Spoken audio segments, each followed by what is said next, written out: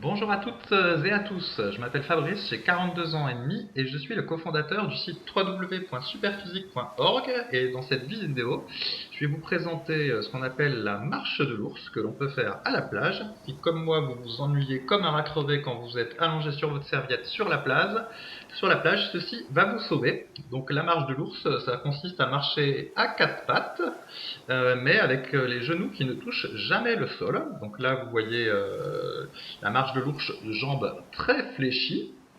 Donc on peut avancer, aller sur la droite, reculer. Tous les déplacements sont possibles. À chaque fois, les sollicitations musculaires sont légèrement différentes, spécialement quand le sol n'est pas droit, et c'est le cas à la plage où il est incliné quand on se rapproche de l'eau.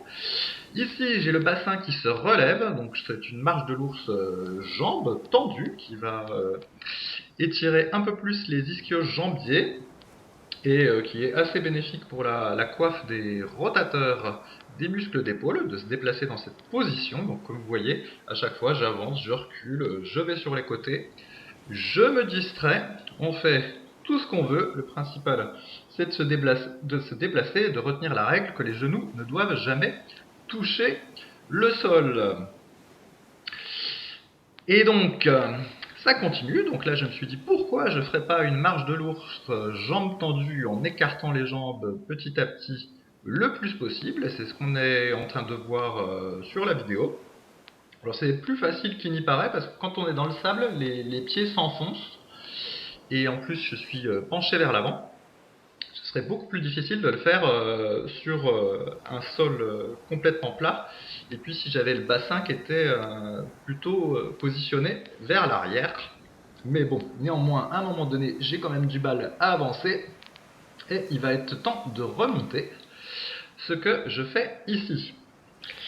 Alors maintenant, ce qu'on va voir, c'est une marche de l'ours bassin haut avec cette fois-ci une petite rotation au niveau de la hanche et des jambes. Voilà, donc ça étire un petit peu plus le muscle grand dorsal.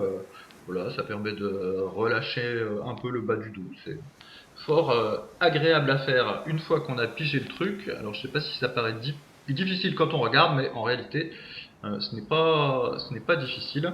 C'est juste une variante comme ça, histoire de pas faire toujours la même chose. Et donc, et bien voilà, là je recule encore en marche de l'ours. Jambes tendues, là je fais ce qu'on appelle une queue de scorpion, qui est d'ailleurs moyennement bien réalisée parce que je suis pas très bien positionné au niveau du sable. Et d'ailleurs, c'est pas très grave. Si on ne fait pas ça, ça c'est juste un bonus. Le principal est surtout de faire la marche de l'ours, jambes fléchies et jambes tendues.